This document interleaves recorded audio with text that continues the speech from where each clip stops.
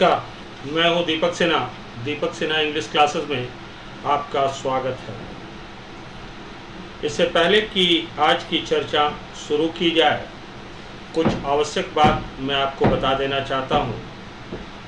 वैसे सारे छात्र जो एसएससी सीजीएल की एग्ज़ाम दे रही हैं, उन्हें अब तक मालूम है कि एसएससी सीजीएल 2017 का नोटिफिकेशन जारी कर दिया गया है और इसका पीटी का एग्ज़ामिनेशन 1 अगस्त से लेकर 20 अगस्त तक निर्धारित की गई है और दूसरे चरण का एग्ज़ामिनेशन यानी टीयर 2 का एग्ज़ामिनेशन नवंबर के महीने में रखा गया है, जिसकी तिथि 10 और 11 नवंबर को निर्धारित की गई है। इससे पहले कि आगे की बात की जाए, मैं आपको एक बात यह स्पष्ट बताना चाहता हूँ कि अधिकांश छात्र पीटी में अपना अप्रोच एक अलग प्रकार से बनाकर चलते हैं, क्योंकि उनका अप्रोच ये होता है कि पीटी हमें क्वालिफाई करना है। और जैसा हम सभी लोग जानते हैं कि पीटी में 4 पेपर पर प्रश्न पूछे जाते हैं, जिसका वेटेज 200 मार्क्स का होता है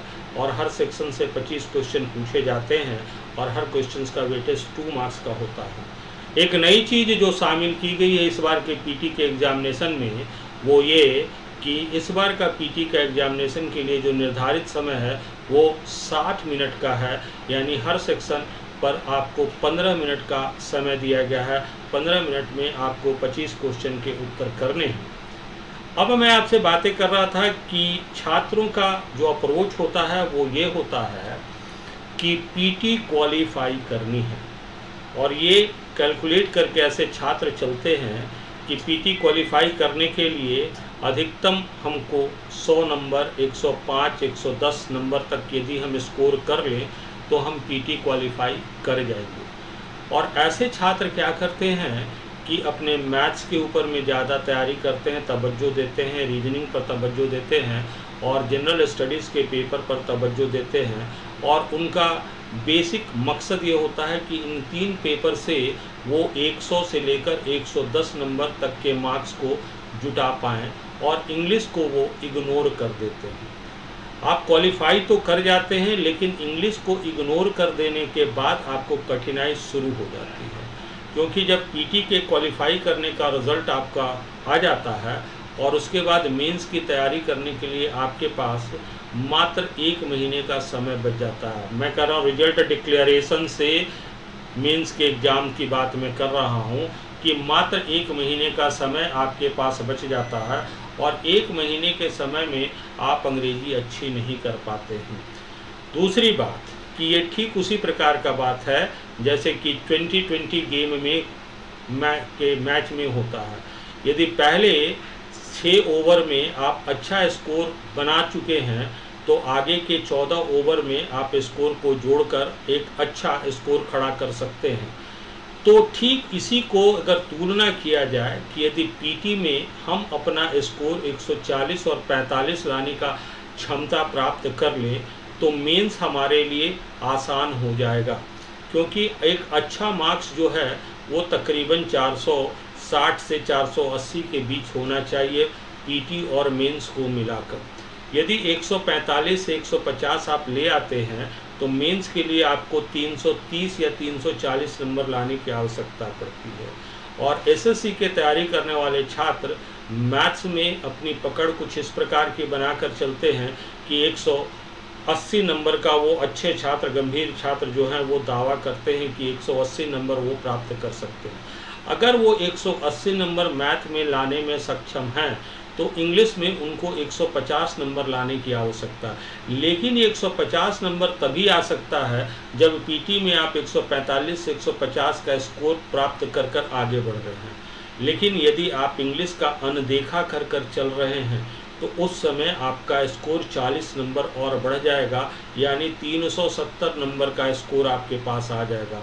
और 370 नंबर में यदि 180 नंबर आप मैथ्स के ले भी आते हैं तो इंग्लिश में कोई ताकत नहीं है कि 190 नंबर आपको प्राप्त करने में मदद करा सके। तो आपका रिज़ल्ट जो है आपके मन के अनुरूप नहीं हो पाता है। तो मैं आपको ये सलाह देना चाहता हूँ कि आप अभी से अंग्रेजी की तैयारी अच्छी रखें और पीटी में भी अंग्रेजी को उतना ही वेटेज दें जितना वेटेज आप अन्य विषयों को, मैथ्स, रीजनिंग और जीएस को दे रहे हैं। और इन सब बातों को ध्यान में रखते हुए छात्रों में एक उत्साह को सृजन करने के लिए दीपक सिन्हा इंग्लिश क्लासेस के द्वारा 25 क्वेश्चन जो पीटी में पूछे जाते हैं, एक टेस्ट सीरीज का प्रारंभ किया जा रहा है। इस टेस्ट सीरीज के अंदर में कुल 50 सेट पर आपके टेस्ट कराए जाएंगे और 50 सेट का टेस्ट का एक्सप्लेनेशन, डिस्क्रिप्टिव एक्सप्लेनेशन रहेगा। हर एक क्वेश्चन का आंसर क्यों होता है, कैसे होता है, ये सारी चीज़ आपको बताई जाएंगी। और अगर आप इस पर 50 सेट पर प्रैक्टिस कर लेते हैं तो मुझे आशा ही नहीं, पूर्ण विश्वास है कि इंग्लिश में भी आप तकरीबन 40 नंबर तक मार्क्स पीटी में ला सकते हैं। और यदि 40 नंबर आपका पीटी में आ गया और उधर आपने कैलकुलेट यदि कर रखा है 105, 110, तो 105 और 40 जोड़ दीजिएगा तो 145। और अच्छी बात यह है कि ये जो एक्सरसाइज मैं शुरू कर रहा हूँ 50 टेस्ट का, इसकी कीमत मात्र 500 रुपये है।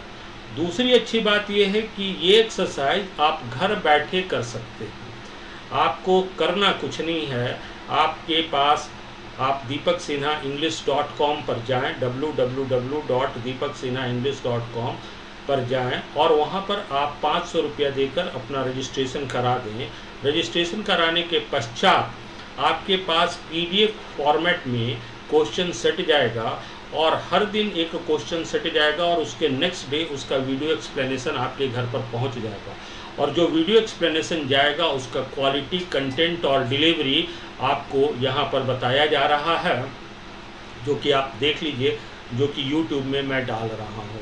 तो इसके लिए आपको सेंटर भटकने की ज़रूरत नहीं है, समय बर्बाद करने की ज़रूरत नहीं है। आपके ईमेल से ये पूरे टेस्ट का सॉल्यूशन आपके पास पहुंच जाएगा, जिस सॉल्यूशन से आप घर में बैठकर आराम से प्रैक्टिस कर सकते हैं। आपका समय बचेगा, आपका भाड़ा बचेगा और आपको सीखने का अवसर ज़्यादा से ज़्यादा प्राप्त होगा। और विशेष जानकारी के लिए आने वाले दिनों में मैं आपको सूचित करता रहूँगा कि हम कैसे करेंगे इस काम को। लेकिन फ़िलहाल आप जान लीजिए कि यदि आप रजिस्ट्रेशन 29 तारीख तक आप रजिस्ट्रेशन करा सकते हैं और 30 तारीख से ये प्रश्नों का सिलसिला शुरू हो जाएगा और हर एक दिन एक पीडीएफ आपके मेल पर जाएगा और उसी पीडीएफ का दूसरा दिन वीडियो आपके मेल पर चला जाएगा, जिसको आप आराम से देखकर पढ़ सकते हैं। और आगे होने वाले और सुविधाओं की जानकारी आगे आने वाले दिनों में वेबसाइट के माध्यम से या यूट्यूब चैनल के माध्यम से आप लोगों को दी जाएगी।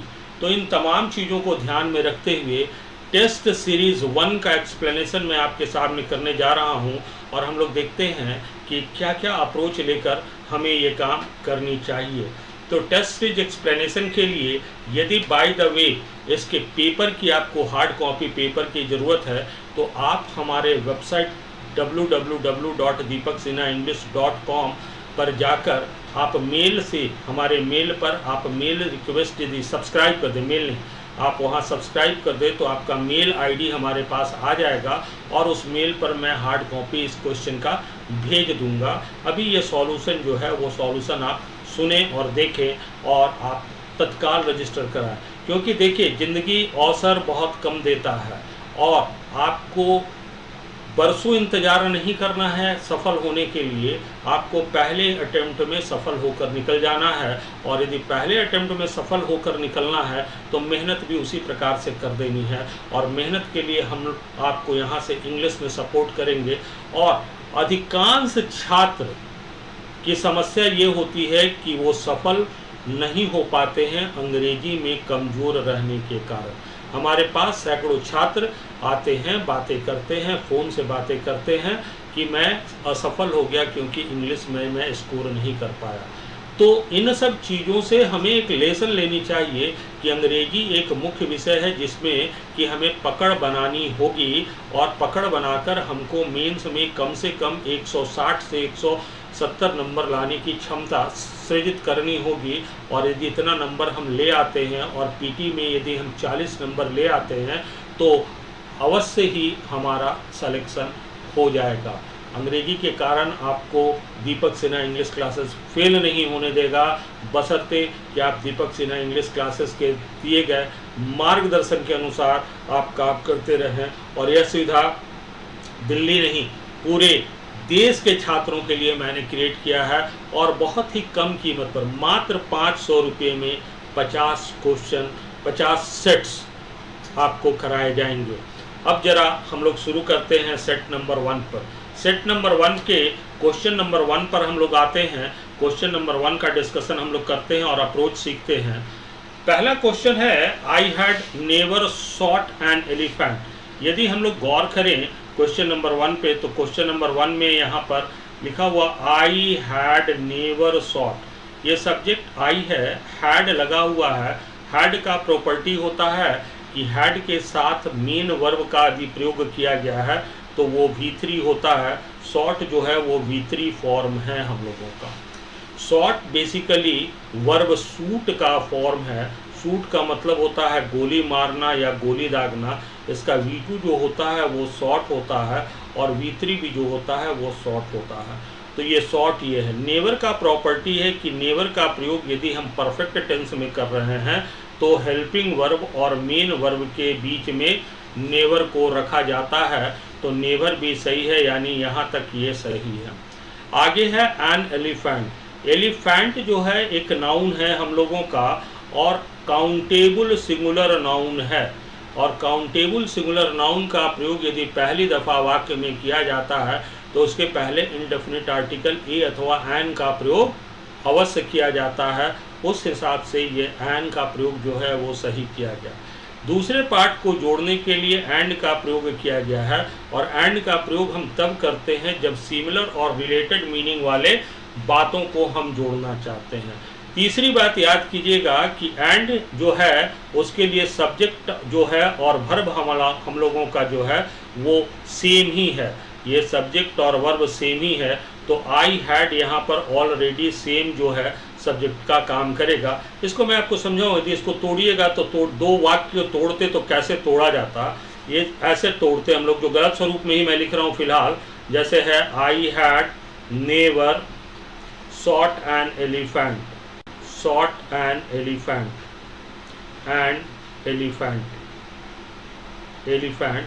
और फिर दूसरा होता हम लोगों का आई हैड नेवर वांटेड,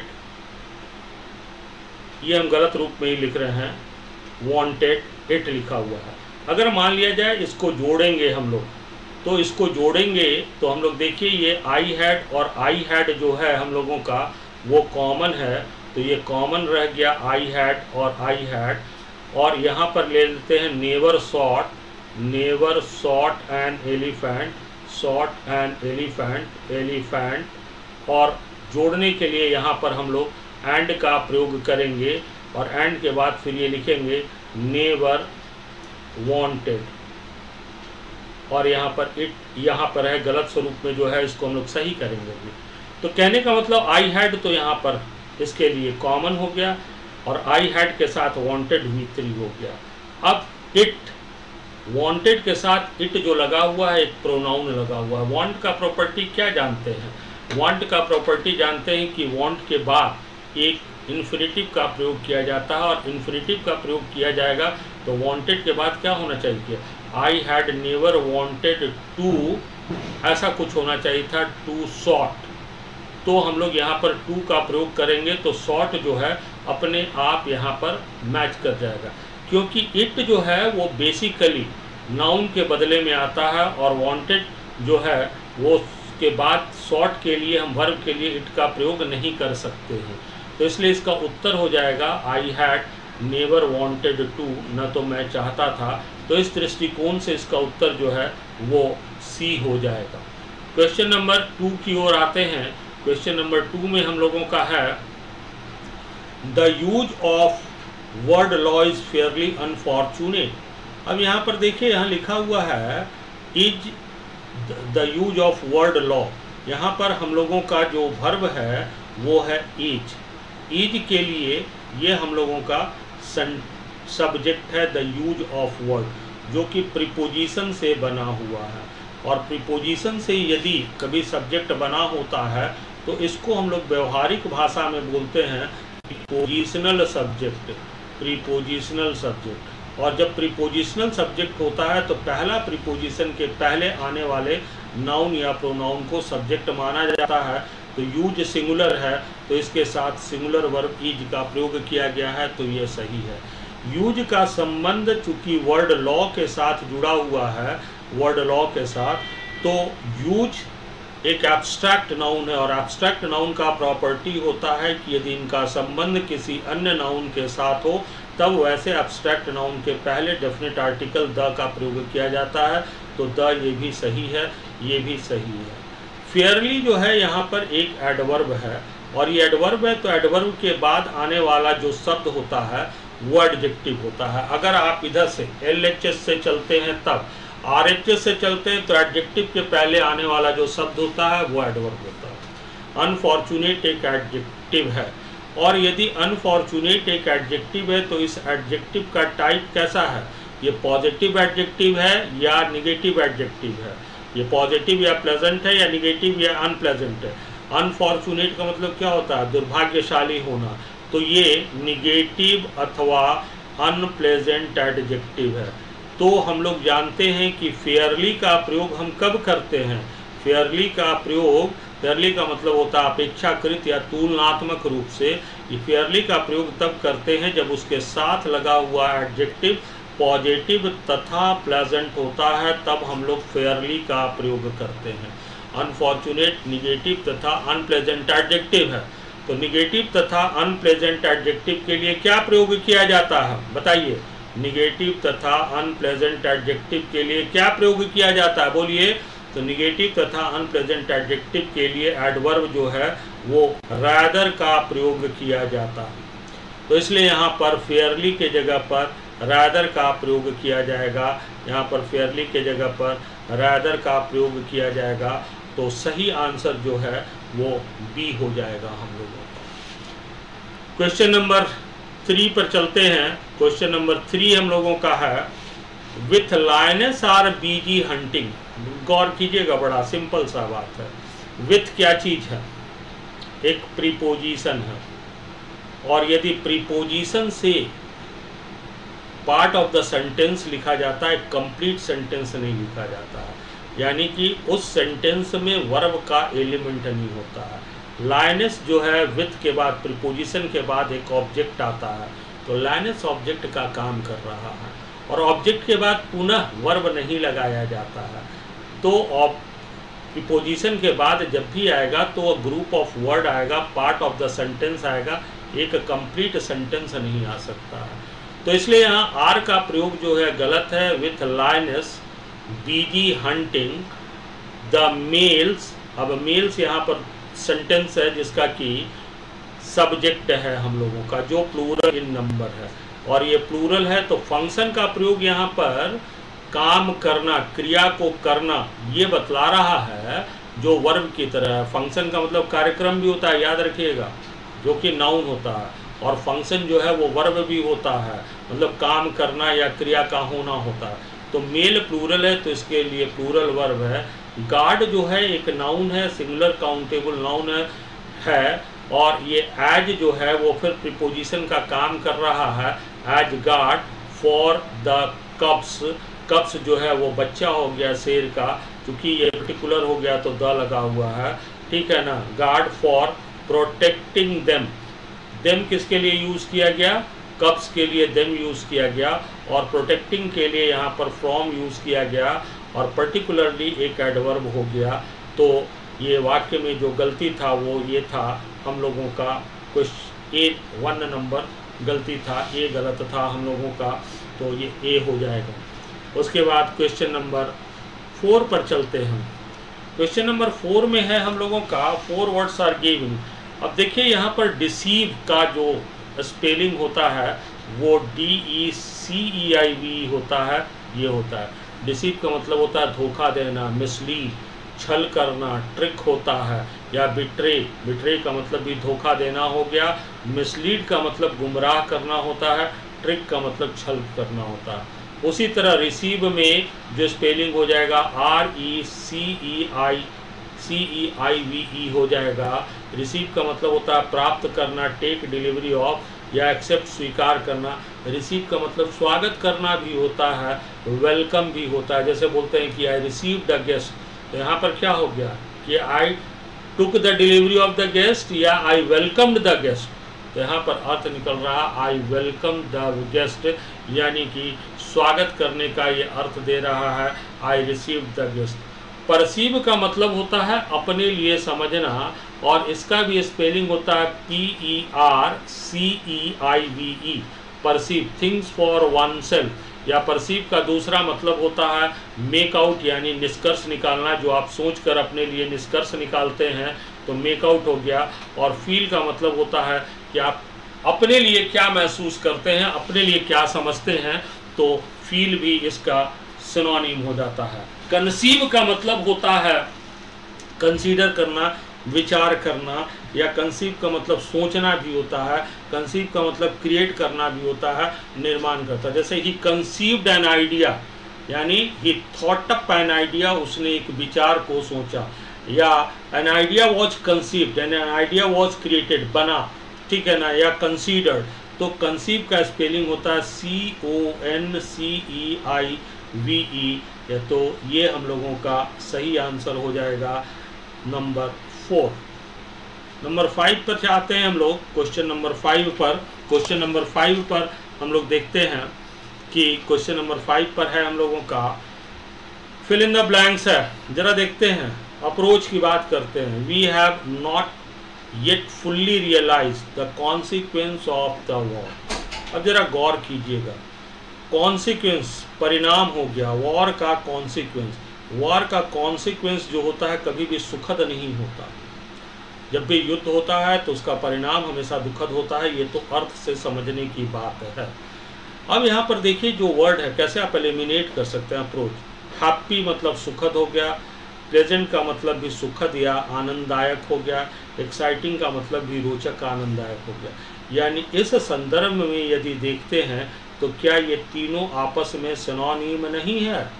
ये तीनों का तीनों आपस में सिनोनिम है। फीलर का एक अप्रोच ये है कि ये एक अप्रोच है कि दो या दो से ज़्यादा शब्द यदि आपस में सिनोनिम हो जाएं तो वो हमारा चॉइस नहीं हो सकता है। तो यदि हमें ग्रीम का अर्थ नहीं भी पता है और बाय द वे हम लोग हैप्पी, प्लीजिंग और एक्साइटिंग का अर्थ जान रहे हैं, हमें सेंटेंस का अर्थ भी नहीं निकल पा रहा है बाय द वे, तो हम इस आधार पर बड़े मज़े में कह सकते हैं कि इसका आंसर ग्रीम हो जाएगा। और ग्रीम का मतलब होता है भयावह, शॉकिंग जिसको कहते हैं। ग्रीम का मतलब होता है शॉकिंग, या हॉरिबली आप कह सकते हैं, हॉरिबली कह सकते हैं, या इसका मतलब और होता है सीवियर भी होता है। सीवियर का मतलब बहुत बुरा, बहुत ही गंदा परिणाम होता है। तो ये समझने की योग्यता पर आधारित बातें थी। क्वेश्चन नंबर 6 पर चलते हैं। क्वेश्चन नंबर 6 हम लोगों का है क्वेश्चन नंबर 6। ये है it is not inconceivable that. अब गौर कीजिएगा, इनकंसीवेबल, अभी देखिए हम लोग पढ़े कंसीव। कंसीव का मतलब होता है कंसीडर, कंसीव का मतलब होता है थिंक अप, कंसीव का मतलब होता है क्रिएट। मतलब not able to be considered, it is not, और फिर से नॉट आ गया, not able to be considered. यानी अर्थ क्या होगा, ये दोनों निगेटिव मिलकर क्या अर्थ देगा, पॉजिटिव अर्थ दे देगा। It is considered, it is thought up, ऐसा सोचा जाता है, ऐसा माना जाता है, ये इसका अर्थ निकल गया। दैट इन मेनी स्कूल, बहुत सारे स्कूल में चिल्ड्रेन आर सब्जेक्टेड, बच्चों को सब्जेक्ट यानी डाला जाता है या रखा जाता है। सब्जेक्ट वर्ब की तरह से अगर प्रयोग कीजिएगा तो सब्जेक्ट का मतलब हो गया डाला जाना या रखा जाना। टू फिजिकल, बच्चों को स्कूल में क्या रखा जाता है, फिजिकल वायोलेशन। वायोलेशन का मतलब क्या होता है, उल्लंघन होता है। क्या फिजिकल में शारीरिक उल्लंघन के लिए रखा जाता है, या फिजिकल एक्सरसाइज यानी व्यायाम। यहाँ पर फिजिकल एक्सरसाइज का मतलब व्यायाम हो गया, या शारीरिक अभ्यास जो कहते हैं वो हो गया। वायोलेंस का मतलब क्या होता है, वायोलेंस का मतलब होता है हिंसा और सिक्योरिटी का मतलब क्या होता है? सुरक्षा, सुरक्षा, सेफ गार्ड जिसको कहते हैं। तो स्कूल में उल्लंघन के लिए डिसिप्लिन के नाम पे रखा नहीं जाता, हिंसा के लिए रखा नहीं जाता है, सुरक्षा के लिए रखा नहीं जाएगा। तो सेंस के हिसाब से क्या हो जाएगा? फिजिकल के साथ इस कंटेक्स्ट में एक्सरसाइज रहेगा। दूसरे कंटेक्स्ट में फिजिकल वायलेंस होता है, ऐसा बात नहीं है कि फिजिकल वायलेंस नहीं होता है, फिजिकल सिक्योरिटी भी होता है। जैसा नेता लोग चलते हैं तो they require physical security, that is why they are having Z+ security, Y security, Z security, etcetera etcetera, क्योंकि उनको शारीरिक सुरक्षा की आवश्यकता पड़ती है। इसलिए ऐसा नहीं मानकर चलिएगा कि फिजिकल के साथ सिक्योरिटी नहीं लगेगा।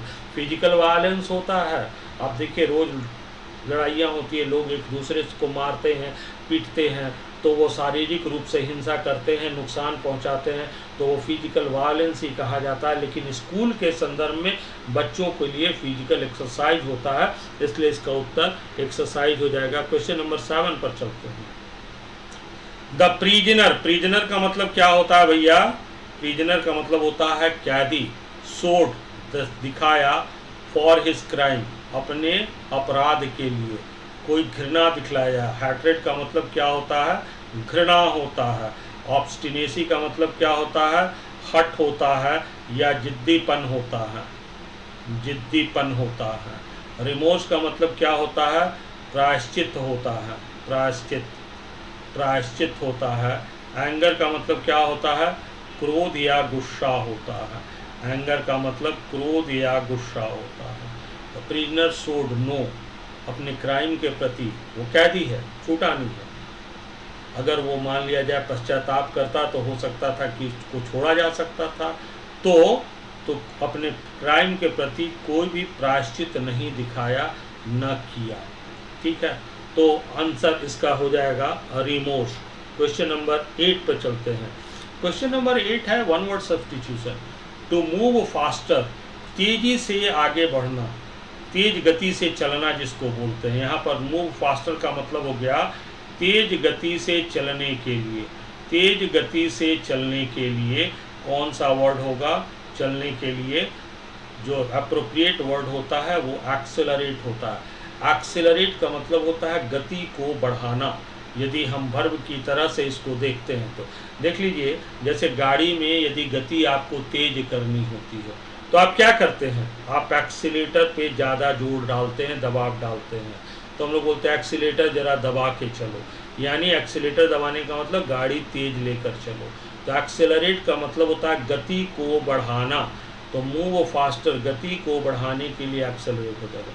फास्टर का मतलब होता है बढ़ाना या वृद्धि करना। इनकरेज समवन, किसी को इनकरेज करते हैं, किस लिए? डेवलपमेंट ऑफ समथिंग डिजायरेबल, जो चीज़ के डेवलपमेंट में आ सकता है। जैसे scientists are fostered to create new inventions, तो उनको इनकरेज किया जा रहा है कि नए नए आविष्कार को आप करें।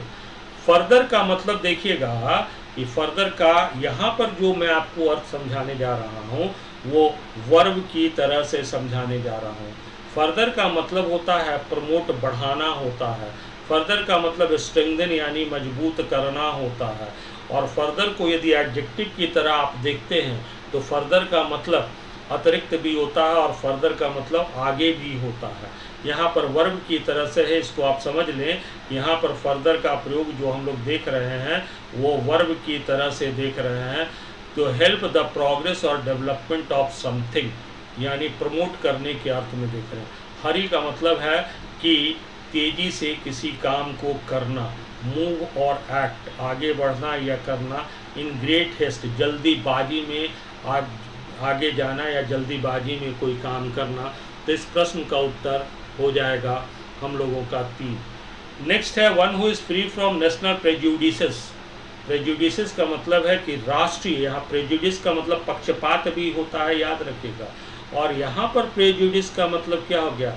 चार दीवारी, जो राष्ट्रीय चार दीवारी के अंदर सीमित नहीं है, अर्थात वो हर जगह का हिस्सा हो सकता है, हर जगह का वो पार्ट हो सकता है। नोमैड किसको कहते हैं? नोमैड एक ही राष्ट्र के अंदर घूमते रहता है। नोमैड का हिंदी में मतलब होता है बंजारा, जो एक स्थान से दूसरे स्थान को जाता है जानवरों के लिए चारागाह और अपनी जीविका को दर्शाने के लिए, और उनका कोई परमानेंट आश्रय नहीं होता है, तो इसको हम लोग नोमैड्स कहते हैं। तो ये हम लोगों का नहीं होगा। इसका सही आंसर जो है वो कॉस्मोपॉलिटन हो जाएगा, जिस पे राष्ट्रीय कोई भी बंधन नहीं होता है, वो कहीं भी पाया जा सकता है। कॉस्मोपॉलिटन कहने का मतलब कि कहीं भी पाया जाने वाला।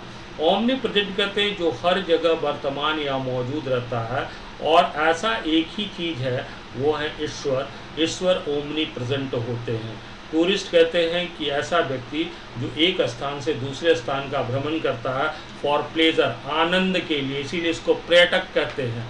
एक होता है कि आप किसी कारण से एक स्थान से दूसरे स्थान का भ्रमण करते हैं, उसको टूरिस्ट हम नहीं कह सकते हैं, उसको ट्रैवलर हम कहते हैं, यात्री कहते हैं, या फिर और भी अलग अलग शब्द हैं। तो इसके लिए आंसर जो हो जाएगा वो कॉस्मोपॉलिटन हो जाएगा। उसके बाद नंबर 10 पर हम लोग आते हैं। ये नंबर 10 कहता है अ ब्लड फ्यूड, खूनी झगड़ा, स्टार्टेड बाय मर्डर, ठीक है ना, किसी की हत्या कर दी गई, सीकिंग वेंजियंस, वेंजियंस यानी बदला लेने के लिए, ठीक है ना। तो किसी के मृत्यु कर देने से, हत्या कर देने के बाद जो बदला लेने की बात होती है उसको वेंडेट्टा कहते हैं। ये पॉलिटिकल टर्मिनोलॉजी में भी बहुत यूज़ किया जाता है। जैसे अभी वर्तमान में पी चिदम्बरम के बेटे के घर पर छापा मारी गई, तो पी चिदम्बरम ने बोला इट इज़ अ पॉलिटिकल वेनेडेट्टा, यानी बदले की भावना से ये सारा कुछ किया गया है, ठीक है। रिवेंज का मतलब होता है बदला लेना।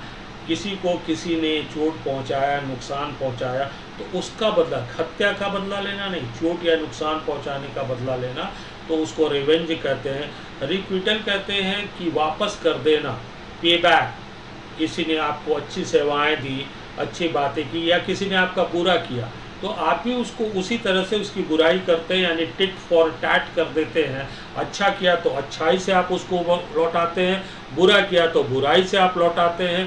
तो ऐसे कर इसको हम लोग बोलते हैं रिक्विटल। और वैंडलिज्म होता है कि जानबूझकर किसी पब्लिक या प्राइवेट प्रॉपर्टी को क्षतिग्रस्त करने का जो तरीका होता है उसको वैंडलिज्म कहते हैं। तो इस क्वेश्चन का उत्तर जो है वो वेनेडेट्टा हो जाएगा हम लोगों का। नंबर 11 पर आते हैं। ये सेंटेंस इम्प्रूवमेंट से जुड़ा हुआ प्रश्न है। यहाँ पर कहता है I am not sure why she is wanting to see him.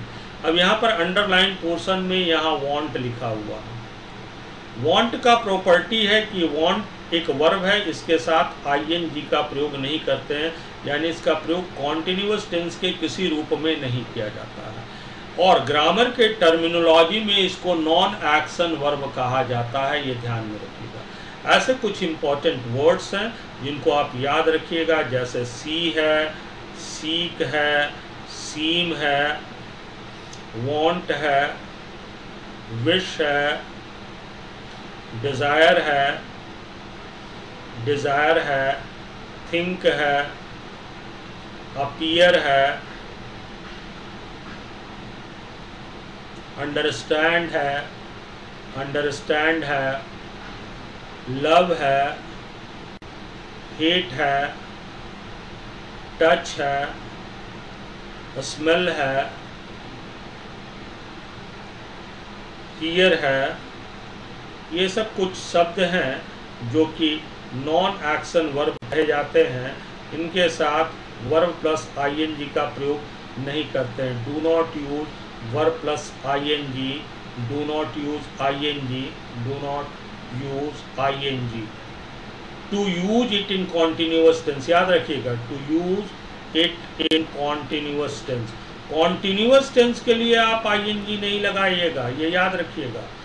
आप इसमें आईएनजी लगाकर इसको जेरंड बना सकते हैं, आप इसमें आईएनजी लगाकर इसको पार्टिसिपल बना सकते हैं। सीइंग इज बिलीविंग, बिलीव भी जोड़ दीजिए, बिलीव में भी आईएनजी नहीं लगाते हैं, तो बिलीव भी यहाँ पर हम लोग ऐड कर लेते हैं एक वर्ड हियर के बाद, बिलीव, ठीक है। यहाँ पर हम लोग लिख लेते हैं बिलीविंग, बिलीविंग। तो कॉन्टिन्यूअस टेंस में नहीं करेंगे। अगर नहीं करेंगे तो ये तो गलत हो गया। अब जरा गौर करते हैं, यहाँ पर ऑप्शन नंबर 3 में फिर वांटिंग लिखा हुआ है, तो ये तो अपने आप गलत हो गया।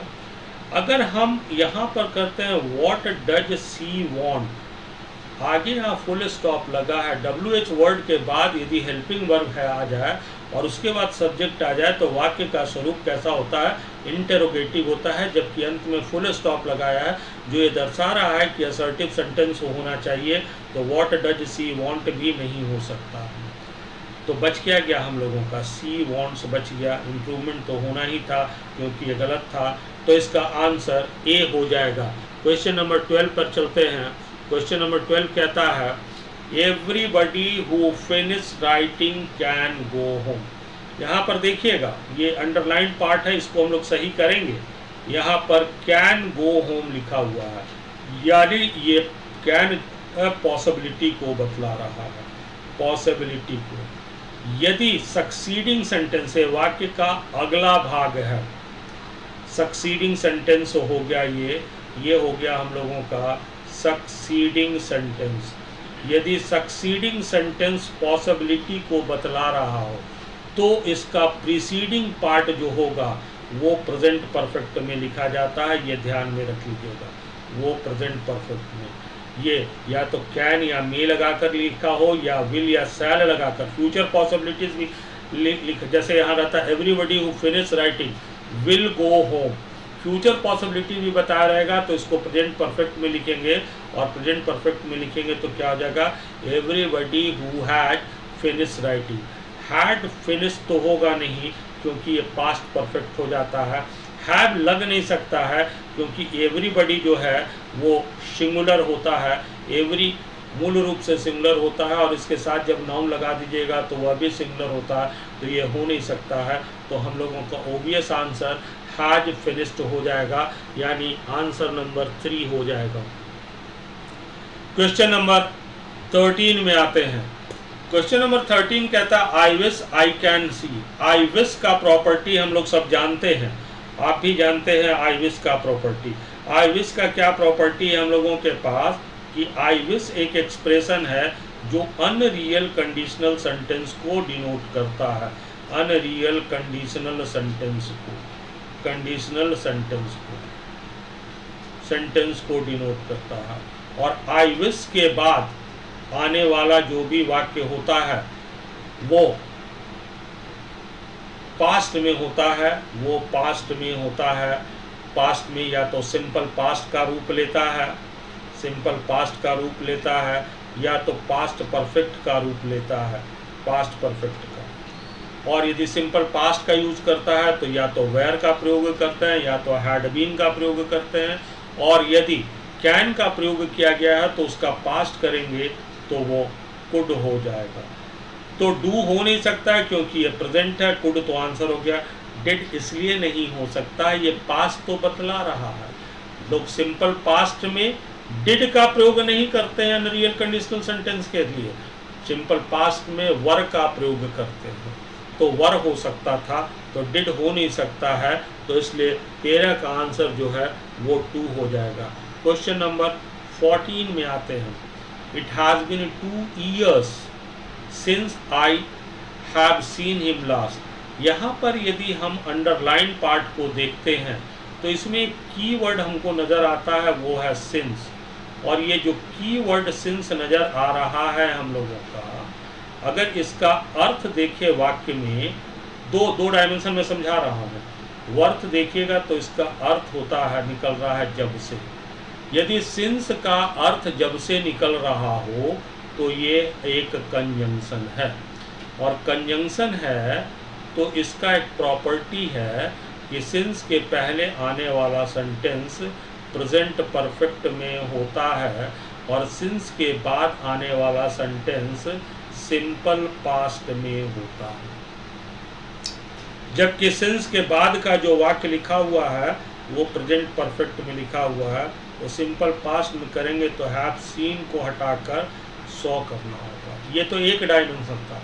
अगर ये डायमेंशन हमें नहीं भी मालूम था एग्जाम में तो दूसरा भी डायमेंशन है यहाँ पर एक कीवर्ड वाक्य में लिखा हुआ है जो कि आपके लिए ब्लेसिंग इन डिस्गाइज है, आपको फ़ायदा पहुंचा सकता है। और वो कीवर्ड जो है हम लोगों का वो है कीवर्ड लास्ट। ये लास्ट जो है कीवर्ड जो क्या इंडिकेट करता है, ये इंडिकेट करता है एक्शन ऑफ पास्ट, और किसी भी एक्शन ऑफ पास्ट या इवेंट ऑफ पास्ट को हम लोग कहाँ लिखते हैं, सिंपल पास्ट में लिखते हैं। तो उस दृष्टिकोण से भी ये 100 होता है। When I have seen him तो हो नहीं सकता है, क्योंकि when का प्रॉपर्टी है कि when से जब दो वाक्य जोड़ते हैं तो सामान्यतः दो कॉम्बिनेशन फॉलो होता है। सामान्यतः एक तो होता है पास्ट कॉन्टिन्यूअस और सिंपल पास्ट का कॉम्बिनेशन, दूसरा जो होता है वो सिंपल पास्ट और सिंपल पास्ट का कॉम्बिनेशन होता है। सिंस के साथ आई हैड सीन हिम कर नहीं सकते हैं। दोनों बात यहाँ पर मैं बता दिया आपको कि क्यों नहीं किया जा सकता है, हो नहीं सकता है। तो सिंस आई सॉ हिम, ये इसका सही आंसर हो जाएगा नंबर 3 का। क्वेश्चन नंबर 15 की ओर चलते हैं। क्वेश्चन नंबर 15 है his flute recitation is highly appreciated. Appropriate usage of word का यहाँ पर प्रश्न है। फ्लूट का मतलब होता है बांसुरी, बांसुरी को बजाया जाता है। बांसुरी जो है वो म्यूजिकल इंस्ट्रूमेंट है, संगीत बजाने वाला एक यंत्र है, वाद्य यंत्र है, और वाद्य यंत्र को बजाया जाता है। और म्यूजिक को बजाने वाले यंत्र के लिए जो शब्द हम लोग प्रयोग करते हैं वो प्ले करते हैं। We play harmonium, we play guitar, we play tabla, we play flute. तो उस हिसाब से ये रिसाइटेशन जो है ये गलत है, ये नहीं होना चाहिए। तो फ्लूट के साथ ये प्ले हो जाएगा। रिसाइटल जो है वो गलत है, फिर से वही रिसाइट करेंगे। पोएम को रिसाइट किया जाता है। रिसाइटल जो है वो भी नाउन है और रिसाइटेशन भी नाउन है जो पोएम के लिए किया जाता है। फ्लूट सिंगिंग, फ्लूट सिंगिंग नहीं होगा, फ्लूट सिंग नहीं करता है, फ्लूट को बजाया जाता है, फ्लूट अपने आप सिंग नहीं करता है, तो ये नहीं होगा। तो इसका आंसर नंबर 2 हो जाएगा। क्वेश्चन नंबर 16 पर चलते हैं। क्वेश्चन नंबर 16 है feeling slightly feel a bit under the weather. मौसम में थोड़ा थोड़ा कुछ महसूस कर रहे हैं। जब मौसम बदलता है तो कुछ बातें होती है, लगता है थोड़ा सा बीमार जैसा मन लगता है, थोड़ा अलग तरह का महसूस होता है।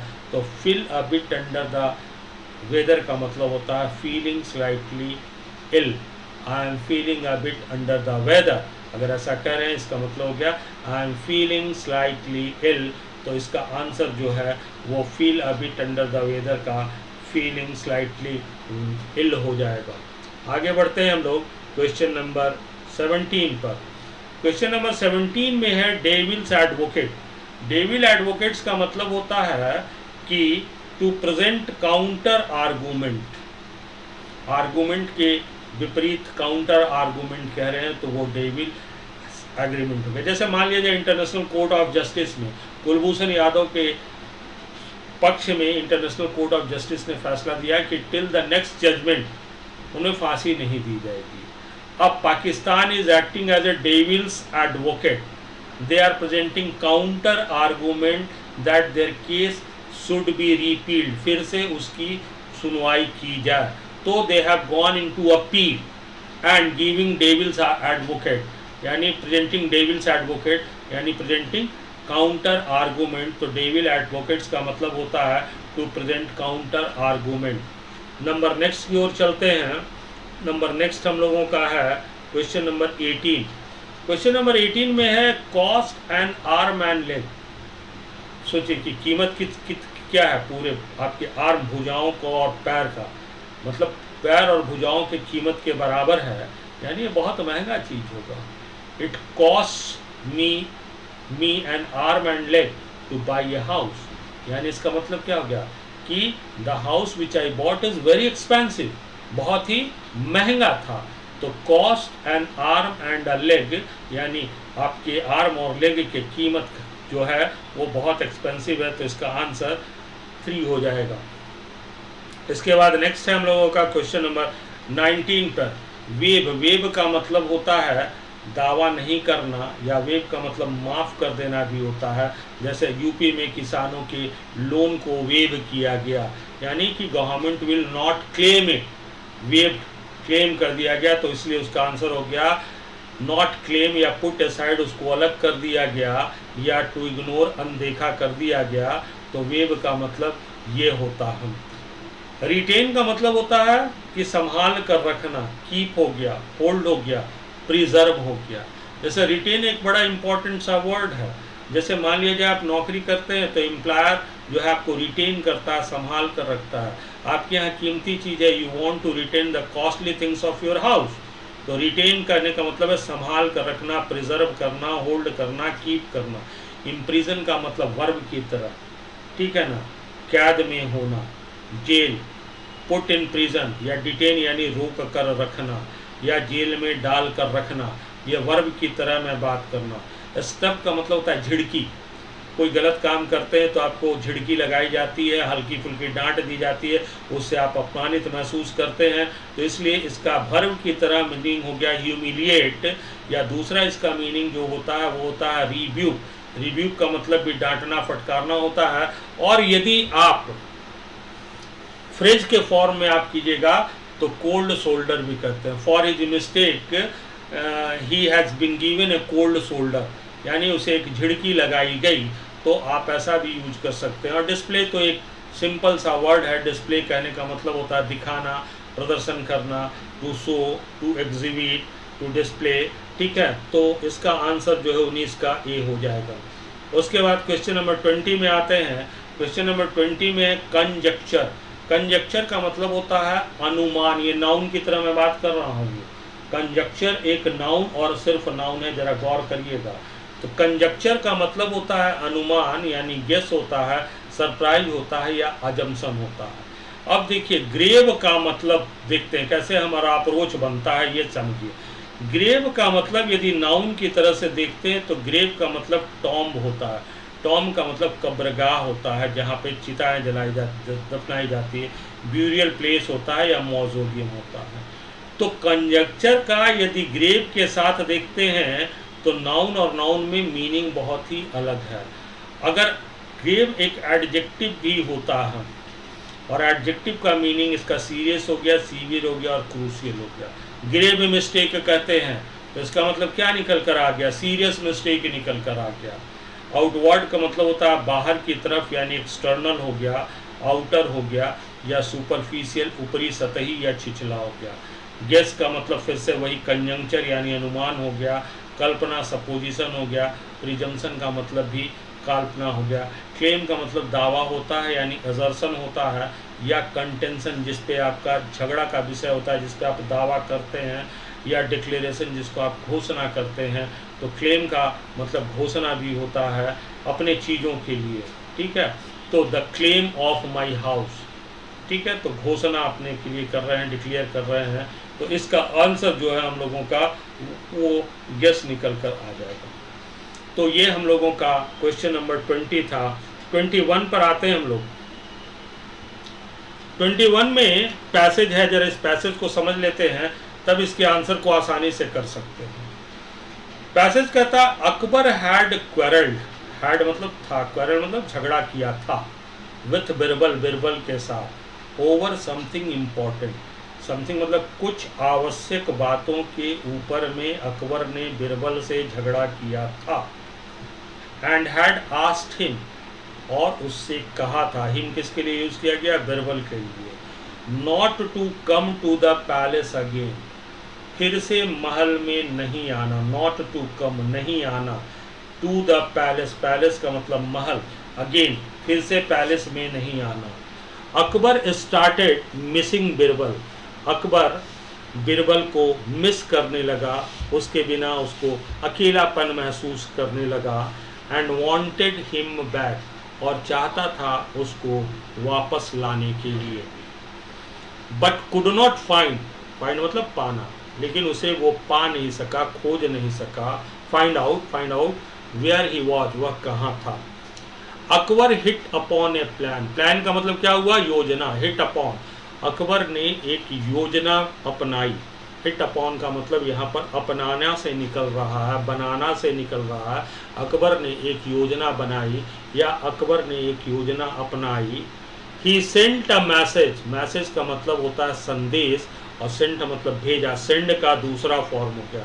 उसने एक संदेश भेजा to all the villagers, all the villagers मतलब हर एक गांव को, that wells had been selected, well का मतलब कुआं हो गया, कुएं का चयन किया गया है टू वेड, शादी करने के लिए, to the royal well, royal मतलब शाही हो गया, शाही कुएं के साथ कुओं की शादी करने का चयन किया गया है। सो दे हैड टू ब्रिंग, दे किसके लिए है, विलेज हेड के लिए है, गांव के मुखिया के लिए है। तो गांव के मुखिया को bring the bride to capital immediately, bride कहने का मतलब होता है दुल्हन, और ब्राइड ग्रूम शब्द का प्रयोग करते हैं तो इसका मतलब होता है दूल्हा। तो दुल्हन को शहर में, कैपिटल राजधानी में तुरंत, तत्काल, शीघ्र लाने का आदेश दिया गया हेडमैन यानी मुखिया को।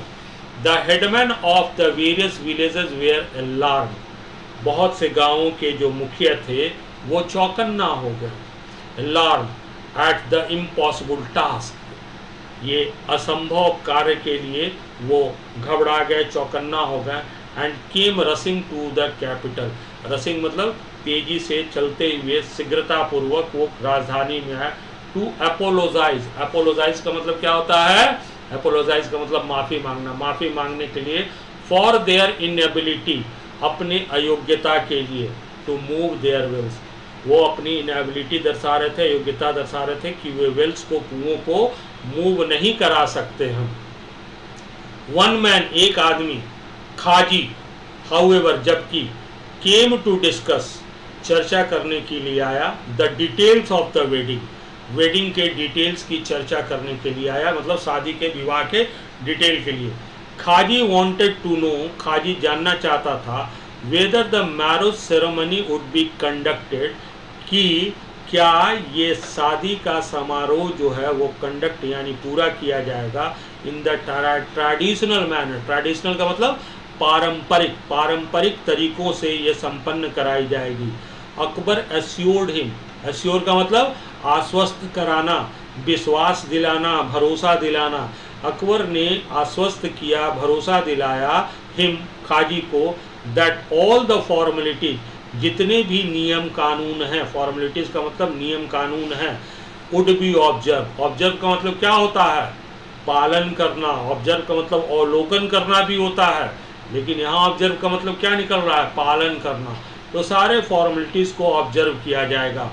खाजी वॉज हैप्पी, खाजी खुश था, एंड एश्योर्ड, और आश्वस्त किया अकबर, एंड एश्योर्ड अकबर, अकबर को आश्वस्त किया, that would bring the bride to the gates of the city, कि वह दुल्हन को शहर के गेट तक लेकर आ जाएगा, ये आश्वासन खाजी ने दिया।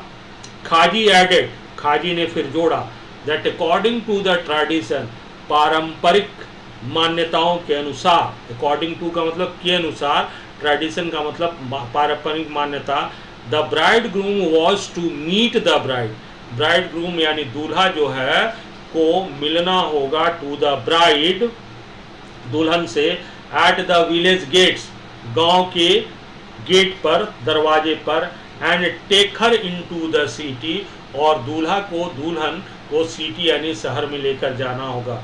ही ऑल्सो आस्क्ड अकबर, उसने अकबर को यह भी कहा, when was the commitment date, कि आपके कमिटमेंट का, वादा का डेट कब है, होगा, फ्रॉम द ब्राइड ग्रूम, दूल्हे की तरह से, सो दैट, ताकि, they could set out the bridal party, ताकि वो ब्राइडल पार्टी यानी कि शादी का पार्टी दे सके, भोज दे सके। Akbar was happy to hear all this, Akbar ये सारी बात सुनकर वो बड़ा खुश हुआ। ही रियलाइज, उसने महसूस किया, that such an intelligent idea, इस प्रकार का जो इंटेलिजेंट, बुद्धिमानी भरा आइडिया है, विचार है, could be thought out only, ये सोचा जा सकता है, by the fertile brain of Birbal, Birbal के फर्टाइल यानी कि, फर्टाइल का मतलब यह है कि कुशाग्र बुद्धि के द्वारा, फर्टाइल का मतलब उपजाऊ भी होता है, फर्टाइल का मतलब जहाँ नया नया चीज निकल कर आ सकता है, कुशाग्र बुद्धि के द्वारा। एंड टोल्ड काजी, और काजी का, that he did not want the well, वह कुआं नहीं चाहता था, but the man who gave him the idea, Kazi को कहा कि मैं उस आदमी को चाहता हूँ जिसने ये आइडिया दिया है। ये इस पैसेज का आशय है। अब क्वेश्चन नंबर 21 में कहता है, why did Akbar decide to perform the marriage, Akbar ने ये मैरिज परफॉर्म करने के लिए क्यों डिसाइड किया था? अर्थ क्या दे रहा है? ये डिसाइड तो इसलिए किया था क्योंकि अकबर बिरबल के साथ झगड़ा हो गया था और बिरबल को ये वापस लाना चाहता था, और वापस लाने के लिए उसने तरीका ढूंढी थी। तो he wanted to know how the marriages are perform. ये तो उसका आशय नहीं था कि वो मैरिज कैसे किया जाता है, यह वह जानना चाहता था। तो ये तो आइडिया नहीं था उसका, ठीक है ना। अब आगे कहता है कि ही वांटेड टू इंक्रीज, ये तो हम लोगों का गलत हो गया। He wanted to increase the water in his well, इसकी चर्चा ही नहीं की है कि वेल के अंदर पानी को कैसे बढ़ाया जाएगा। He wanted to test the intelligence of the village headman, वो विलेज के मुखिया के इंटेलिजेंस को टेस्ट करना चाहता था, ये भी आइडिया नहीं था। He wanted to find out the whereabouts of the Birbal, वो बिरबल का पता जानना चाहता था, यानी इसका आंसर जो है वो 4 नंबर हो जाएगा। क्वेश्चन नंबर 22 में आते हैं, विच of the following is not true in the context of the passage. Not true कह रहा है, यानी बाद बाकी का एक जो है वो ट्रू नहीं होगा, बाद बाकी 3 ट्रू होगा। पहला देखते हैं, according to Akbar Birbal was the most intelligent man his kingdom, ये ट्रू है, अकबर के हिसाब वो सबसे मोस्ट इंटेलिजेंट था। Khaji thought of the idea that marriage of wealth should be conducted in a traditional manner, ये आइडिया खाजी का था या खाजी के पीछे का कोई ब्रेन था? तो खाजी के पीछे का ब्रेन था जो कि इस पैसेज से निकलता है, तो यही फॉल्स अभी तो निकल कर आया है। अकबर इंजॉयड बिरबल्स कंपनी, ये भी ट्रू है, वो हमेशा इंजॉय किया। द किंग्स, क्योंकि ये पैसेज से बता रहा है, वास्तविक कहानी से लेकर नहीं चलिएगा, क्योंकि इंजॉय किया इसीलिए उसकी कमी उसे खलने लगी, मिस करने लगा, और वो उसको पाने के लिए इतने काम किया।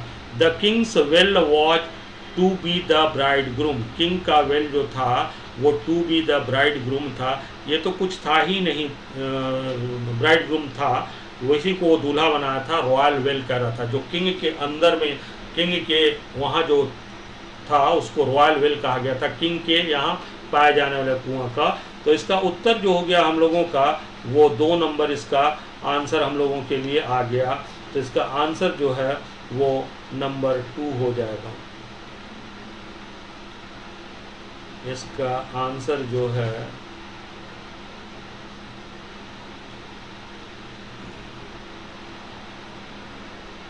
नंबर 2 हो जाएगा। क्वेश्चन नंबर 23 पर चलते हैं। क्वेश्चन नंबर 23 में आते हैं, यहाँ पर है which of the following is true in the context of the passage, यानी एक सही है, बाद बाकी सब गलत है। Akbar never quarrelled with others on the small matters, ठीक है ना। तो इसमें एक सही है, बाद बाकी अकबर नेवर क्वेरल्ड, अकबर तो किया है, तो ये जो बात लिखा हुआ है ये क्या है, ये गलत लिखा हुआ है, ये फॉल्स है। अकबर नेवर क्वेरल्ड विथ, ये जो बात लिखी हुई है हम लोगों का,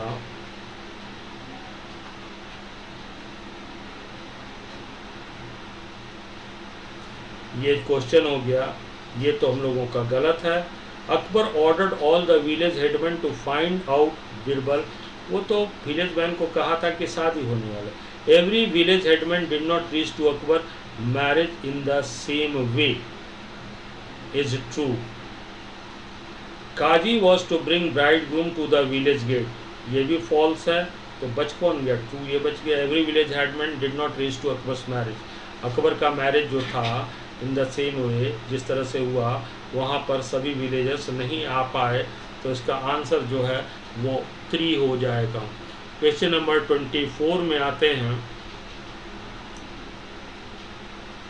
ये है why did Akbar say that he did not want well which Khilji was offering, क्यों कहा था Akbar, Akbar did not like the demands which Khilji was making, ऐसा तो कुछ बात हुआ नहीं था हम लोगों का, ठीक है ना, तो ये नहीं होगा। Akbar did not like the demands, Khilji Khaji का तो एक ही डिमांड्स था, ठीक है ना, जिस पर अकबर तो कोई एग्री किया, वो बोला कि हम ब्राइड को लेकर आएंगे गेट तक और आप ब्राइड ग्रूम को लेकर आइए, और ब्राइड ग्रूम लेकर जाएगा, तो ये तो बात यहीं तक हुई थी। Akbar's intention behind his plan to perform the marriage was fulfilled, ठीक है ना, ये अकबर का इंटेंशन क्या था उसके प्लान की, to marriage the marriage was fulfilled, ये प्लान था, या there was not much water in the well, ये भी नहीं है। तो Akbar intention behind his plan to perform the marriage was fulfilled, तो ही ना वो अकबर का प्लान था, वो उसका प्लान फुलफिल हो गया।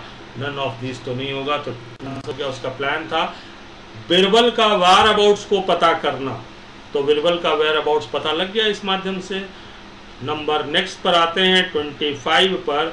25 में है क्वेश्चन यहाँ पर हम लोगों का कि why did Khilji Khaji come to meet Akbar. यहाँ पर क्वेश्चन है हम लोगों का कि why did Khaji come to meet Akbar, he wanted to know whether the marriage would be perform in a traditional manner.